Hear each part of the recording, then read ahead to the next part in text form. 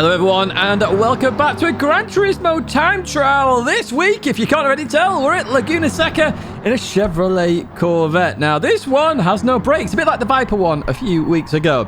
Here we're in the Corvette C8 Sports medium tyres. Goal difficulty I said is hard just because of that long braking you have to do. And the goal time estimate around the 1:31.7. We are getting closer with these estimates, but sometimes it's really difficult when someone finds a unique trick. And I think there's some unique tricks with this one.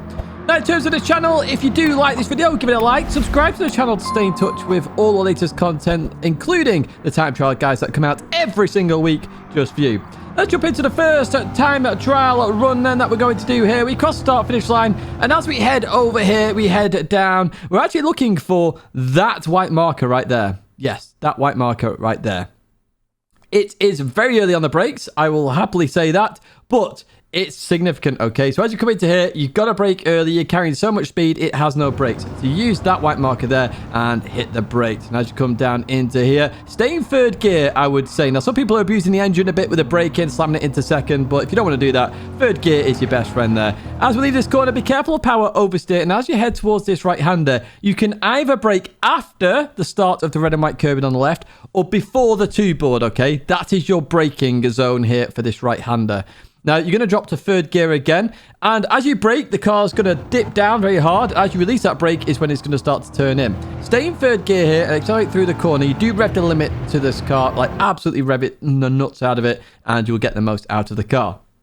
As you approach this right-hander, it's the number 2 board on the left-hand side, okay? And I want you to stay in fourth gear for this one. And you are going to have to brake quite significantly for this corner. Stay in fourth gear just to stop some power oversteer on exit. That's the goal here. And as we go through here, stay over 80 miles an hour if you can and accelerate through the corner. Be careful of clipping at the dirt there, because if you do clip it with your rear tyres, you're going to spin right, and you don't want to do that.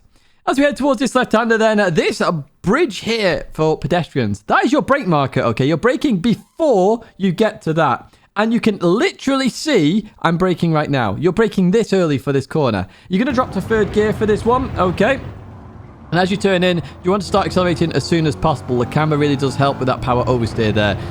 Up into fourth gear, and as we head up towards this left-hander, again, early braking zone here. The 3 board on the right-hand side is your brake marker. Now, this car's quite stable on this kink. The problem is just a bit of understeer that you will suffer as you carry that speed through the corner. So you can try and abuse the bump a little bit on the left-hand side. Another tip and trick that you can probably use here, and we'll see the goal time come down through it. See there, I use all of the exit there, avoiding the dirt just as we head up here. I did lose a tenth of a second though on a previous lap.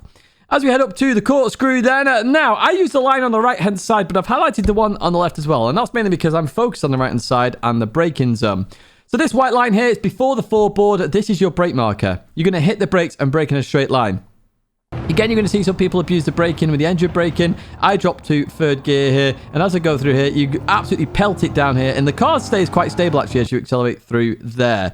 Now, as you get towards this left-hander, it's after the WeatherTech sign disappears from the top of your screen, but before that tree on the left-hand side is when you're going to brake and start to slow the car down.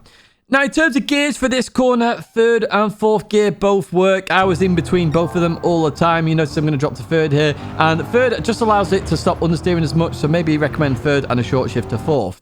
Over towards the left-hand side we go. And what we're looking for is the start of the curbing there on the left-hand side. Or as the tarmac ends, if you want to use that as your marker. Now, for this corner, again, third and fourth gear, it will vary depending on your driving style, how much speed you carry, etc., and what controller you use. I'm in third gear this time. I found it a little bit quicker than fourth gear as I accelerate through the corner. We head up to the final corner, and on the left-hand side, you've got the end of the building there. Now, you see the arch of that building? The start of that is my braking mark, and you can see I've just gone on the brakes here because it's exactly as it hits the edge of your screen. And again, this corner, it's quite a difficult corner on exit because you're at the top of second and you want to be at the bottom of third. I found second a little bit quicker than third. Third just bogs down a tiny bit. You will have to play with that and see what fits best for you. As you see there, I hit the limiter and that's cost me half a tenth there. That is the lap here at Laguna Seca. That's going to be a 1:30.901. 29 is definitely possible, and definitely we are going to see them, which is why the gold estimate is so low in terms of my estimate. Hey, down here then, on the right side, that white box before the number 4 there is when we're going to break the white box on the tyre barrier. Come into here in third gear. We clip the first apex. We try and get round and try and accelerate as quick as possible out of that corner, avoiding any power oversteer. So at the start of the curb or before the number 2 board, we brake, we stay in 3rd gear, we get around the corner. As we see a sausage, we start to accelerate. That is a good little tip here. Actually, they are your accelerating markers.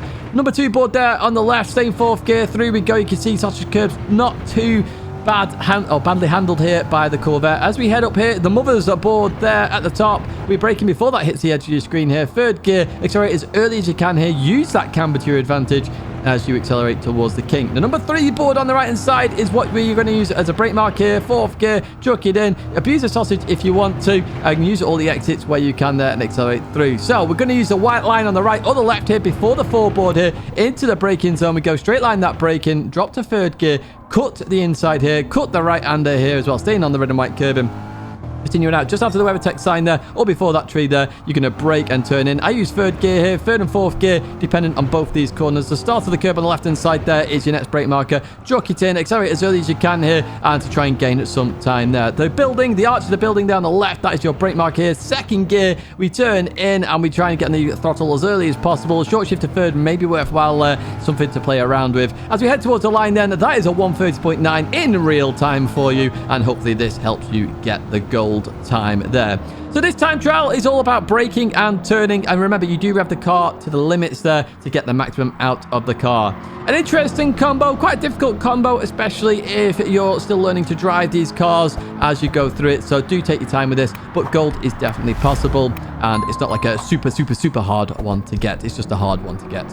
That is it in terms of this video. If you did like it, give it a like, subscribe to the channel to stay in touch with all the latest content. But that is it for me. If you're struggling on last week's time trial, the guide is there for you. My logo's there to subscribe as well. And a big thank you once again for the support. And I hope to see you in another video or live stream again very soon.